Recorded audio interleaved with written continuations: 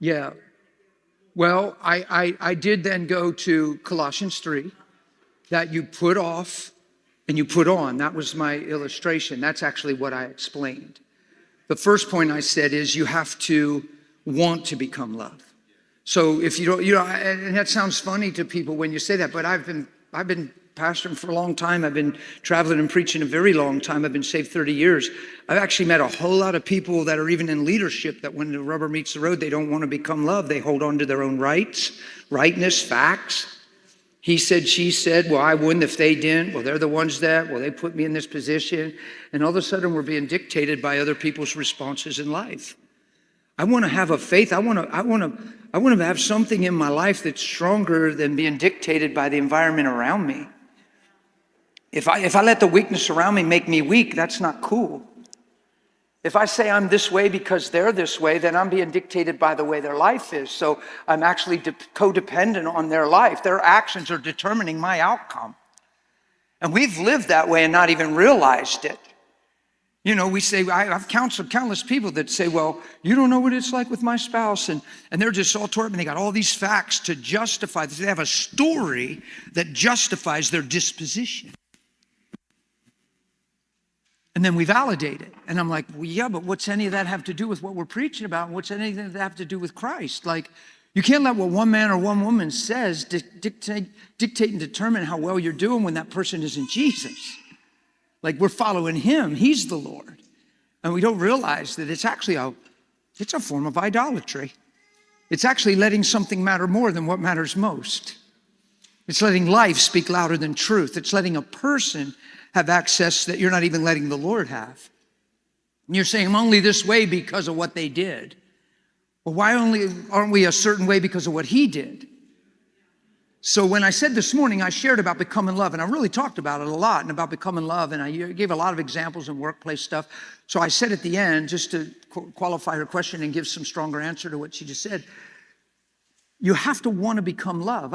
I've seen a lot of people that I believe sincerely believe in the Lord that are needing the forgiveness of their sins and understanding the cross, but they don't want to give up that thing. There's like this rightness thing or this, well, we have rights. I'm like, no, how do you deny yourself and have so many rights? When you deny yourself, you have the right to be like him. I've done countless marriage counseling where it's like, oh my goodness, I'm not being critical, don't hear this wrong. It's just put yourself in my shoes. I'm ministering this stuff and preaching, and then I get in a marriage counseling session and they're talking to me like they've never heard the gospel, and they're just all caught up with each other and each other's actions and words, and they're fed up with each other or don't want to even hear each other, or I've had enough of each other. And I'm like, like, have you guys even ever heard the gospel? I mean, I asked a married couple one time if they were born again. And they said, we've been coming to your church for 3 years. What are you trying to pull? I said, coming to the church for 3 years doesn't make you born again. Born again is Christ-like, and there's nothing even remotely that looks like him right now. They wouldn't even look at each other in the counseling session. And I'm like, how can you tell me you've surrendered anything? You're letting the person in your life that you have all these unspoken expectations upon, that is failing your unspoken expectations horribly, so you're manifesting your failure expectations. How is that surrender? And how is that love? So we just talked about a lot of stuff this morning. See, a relationship is I love you, it's not do you love me. Marriage will work amazingly if you wake up every day and you're married. Let me just give you a little insight on this. I've been doing this for 30 years. My wife can tell you it's true. It makes her so free. She has no obligatory in her life. She's no should to, ought to, need to. It opens her life to respond to me. She wants to love me. Like my wife would lay down her life for me and she owes me nothing. I think she'd jump in front of a car so it would hit me. Well, that's because she doesn't want to live without me. She wants to go first, she said.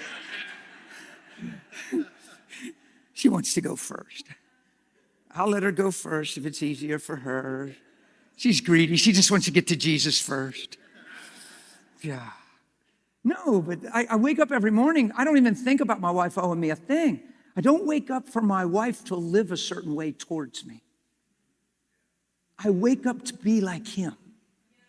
I wake up in fellowship with him, in communion with him, and I have zero expectations on my family. My expectations from the Lord, and that I live Christ in the face of whatever I'm going to face today. That's the only expectation I have. And that if you hand me a mic, I'm going to preach the kingdom, right? I mean, there's a few expectations I have, but they're not on people. So nobody's set up to fail me. Like, it's kind of ironic that we're not to put our trust in any flesh, but yet we're all supposed to live trustable. I'm supposed to live trustable, but you're not supposed to put your trust in me. So if you start making your joy dependent on my actions, if I'm a leader in your life or a pastor, and you let the way my life unfolds dictate how hungry you are or how much you're going to follow God, do you ever see a pastor fall into something crazy and people let go, give up faith, don't know what to believe anymore? Do you ever hear anybody get so distracted by that stuff that they say, well, I don't even know if I believe in God anymore? I'm like, well, that's an indictment that you've never known him. You've just been going to church. You've been doing church. How can you say I don't know what to believe if you've been with him? Come on, that's convicting. We're talking about knowing him. So what I did in the end of the answer was, you have to first want to become love. Because if you don't want to become love, you're not going to seek God in an intimate place. You're not going to deal with the things in your heart. You're not going to put off and put on. In Colossians, it tells you to put off these things in your life that are wrath and anger and malice and blasphemy and filthy language from your mouth. Put to death your members which are on the earth in your flesh, fornication, uncleanness, passion, evil desire. It's all idolatry, it says. It's all idolatry. It's all living for something you're not here for. Now that list is in everybody's life before they're saved. Some more apparent than others, some more evident than others, some more extreme than others. But that list is in everybody's life before you're saved. True? But after you're saved, Scripture expects that that list is no more in your life, because he didn't say moderate, balance, or find a healthy place. He said, put it to death, kill it, kill life as you know it. That's incredible. See, it's the way we preach the gospel, unfortunately. We always make it about getting something. So if you say, pray this prayer to go to heaven, if you don't know where you're going, if you die tonight and don't know where you're going, and I'm not bashing anybody in the way I'm just saying, let's give the whole story. Like, it's not totally wrong if you don't know where you're going tonight and pray this prayer, but then you're making the motive what you get. It's all about going to heaven and making sure you don't go to the wrong place or go to hell. So is that the motive? We're coming to God so we can go to heaven and don't go to hell? Some people would say, yeah. No, that's not the motive. We're coming to God. We're coming to God so we die to everything we've been, so who he is can live in us and be in us. We're not just coming for provision. We're not just coming for protection. We're not just coming so he makes our life work. Come on, that's why you get discouraged if you get discouraged. You can't tell me that if you're discouraged, you're not self-focused.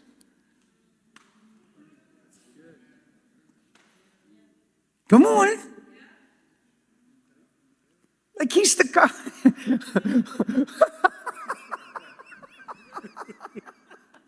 I don't think they heard you, but that's okay. He winced. He said, that's an indictment right there. But think about it. How can you convince your own soul that if you're discouraged, you're not so focused? Are you with me? Then it's all about you and how your life's going, what ain't working, how come. When does that stop? Where does that stop? When does it roll over even into God and you just assuming and assessing in the court of your mind, where have you been? Why aren't you answering my prayer? Why are you letting this happen? And now you're playing charades, and when you have 14 questions, you don't have revelation. So it's a trap. And then the enemy takes advantage, seeks who he can devour, and he's playing on the weakness and the things you don't understand, he's poking all the more. As soon as you complain, you reveal that you're not satisfied, you're not happy, and it's all about you. That's why Paul said a Christian never complains.